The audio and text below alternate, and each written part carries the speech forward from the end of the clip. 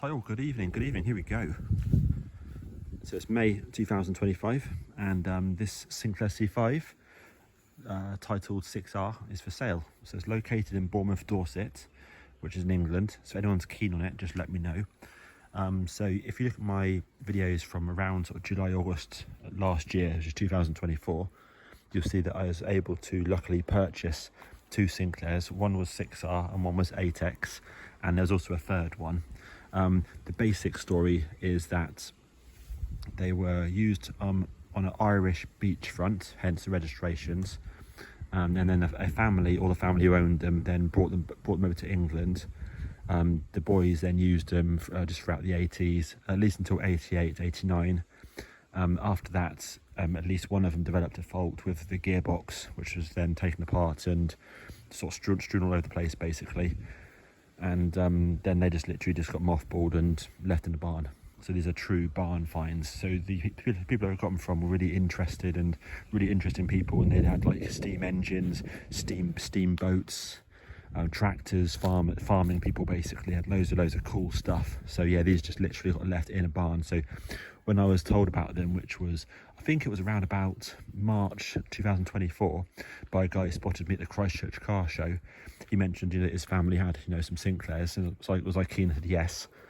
And I was simply lucky enough to go over in July and just do a deal basically, and brought them both back. They did keep the third one, which is the one which is in best condition, because obviously I want the memories, etc. But these two here, just absolutely covered in dirt, covered in crap. They were happy to let them go.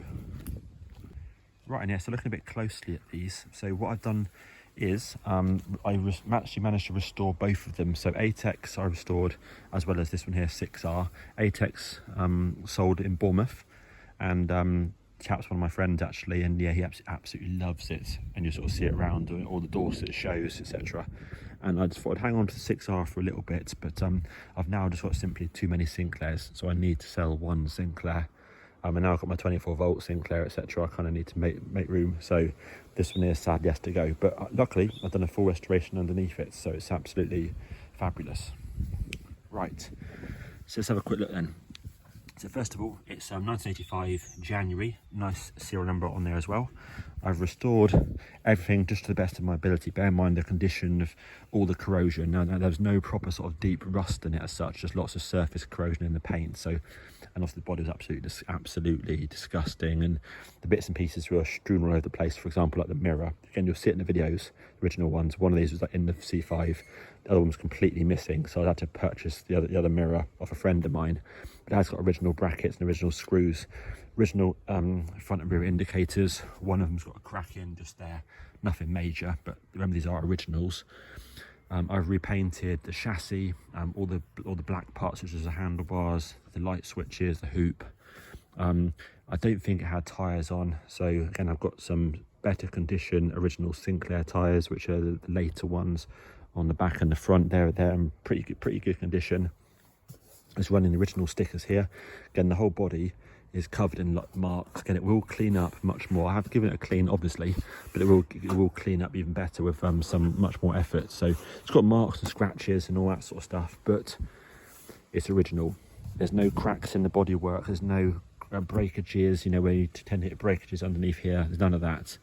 Obviously it's got holes, of course, where these plates have been drilled onto, but this is part of the history of these two Sinclairs.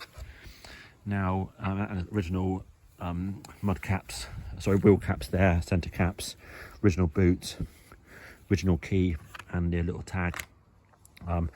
Reproduction parts are, these parts here are always missing, so these are 3D printed. They're the best quality with original black grommets inside. Underneath here I've replaced the original key block. I can't remember if it was even on there, to be honest with you. I think they bodged on some wires, replaced it with quick release connectors, so you can connect up a battery. Boom, job done. It's pretty damn nice, I'd say. Let's say original mirrors, it's a nice one, and in fact it's an early model that comes with a grey boot. It's got a nice rear light on it. Again, it's got marks on the rear light, but no brakes, and it's got a very nice front light on again as well. Have a quick look underneath. So again, modifications, hardly anything at all, but an absolute necessary must in my opinion on the Sinclair C5 is a disc brake on the front. Miles better. And obviously this one's got one of John Webster's kits on, which of course is only done about a mile of test use. Again, a restored chassis, original wiring underneath there, original metal clips there holding the wiring in place. I lacquered the steering bar, it's going to have that corrosion on it. And I repainted that gold because I presume it had rust on it, I guess. Again, watch back the video and you'll see. Original chain tensioner in the original gold still, that's not touched. And again, it's all been cleaned, restored, a few new bolts, etc. underneath there. So that's that. Now let me pause it a moment. Now in the boot, obviously we've got the original wheel cap, uncut, ready to go. The reason I haven't fitted it is because when you fit a air front disc brake kit, you have to basically cut away a portion of the plastic here, plus remove some of the clip, plus drill a couple of holes here to put the cable tie through. That's what you have to do on many of the front disc brake kits, including the one that's on there. So obviously I can do it, new owner can do it, but I didn't want to cut it unless the new owner wants to cut it, because you can also buy replica 3D printed ones of these now if you wanted to keep this in the original, or go more original, take the disc brake off and fit the original brakes, and therefore you wouldn't want it cut, so hence why it's not cut. So that's that. Otherwise, yeah, normal boot. In here obviously I've neatened up the wiring. It looks really clean and tidy. Cleaned all the plastic bodywork, it's all super clean. Again, I've done my best on it. You know, it's not mint by any means, but it's very good. And again, it's just down to you guys to come and have a look at it, see what you think. If you agree and you want to buy it, perfect. If you don't, no problem at all. New inner brake cables in there. Again, repainted chassis, a zinc 182 them both, and then top coat of grey gloss, and then lacquer, and a new 3D wiring grommet in there, because the original ones are awful. Original chain, I think, which I've just oiled and cleaned, I'm pretty sure. And again, I've cleaned all those, all the components. As you see there, it's all as clean as it could be, basically. Very nice.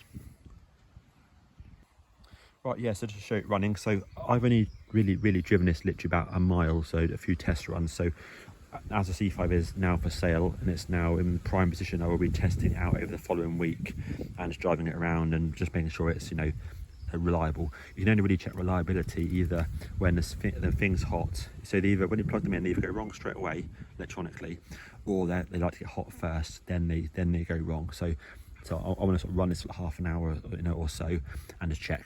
But ultimately, put the battery on here. Again, you can use a lead acid battery or a lithium battery, which are much better, much lighter. Connect it up. You've got the lights on there, throttle buttons on here. Oh, you've also got a horn. Original horn, which is lovely.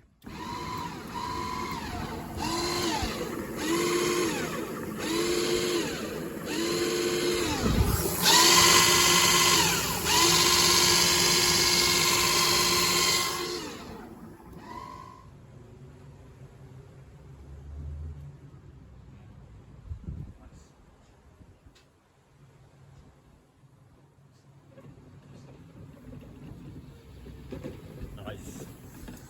Excellent stuff.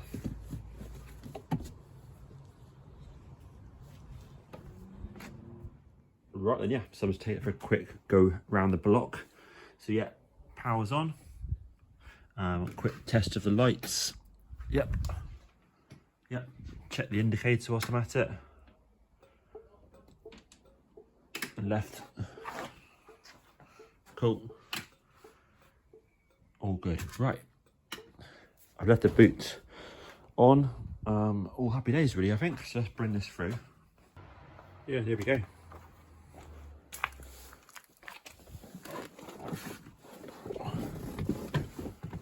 As always, pedal, nice and smooth. Start to throttle. There we go, on the throttle, bit of pedal, you know, always helps. And now we're obviously a bit of battery power. Obviously help it along.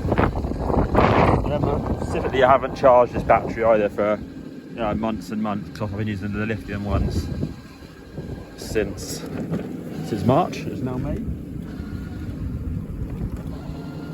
There we go. Go around here. Front brake feels good.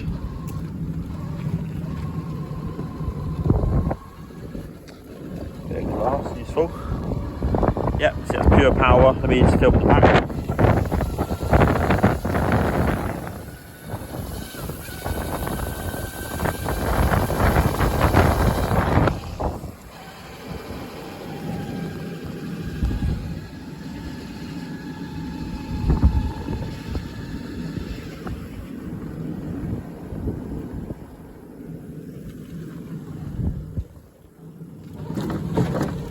Actually, yeah, so that's the rear brake, of course, I'm using. Obviously, left-hand rear brake. You can see there's plenty of power. And let's say always help along if you need to. So the lights are on, it's just the fact that it's very, very sunny behind me, that's all. Afternoon.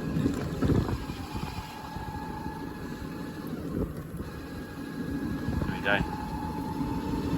Gathering speed.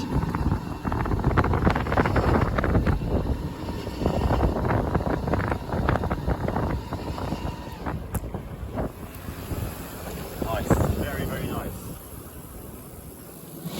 Around there.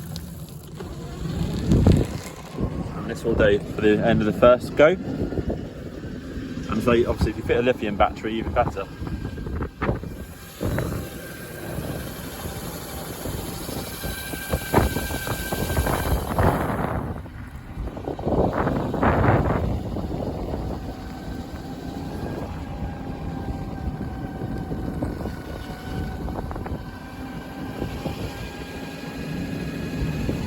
Nice, nice.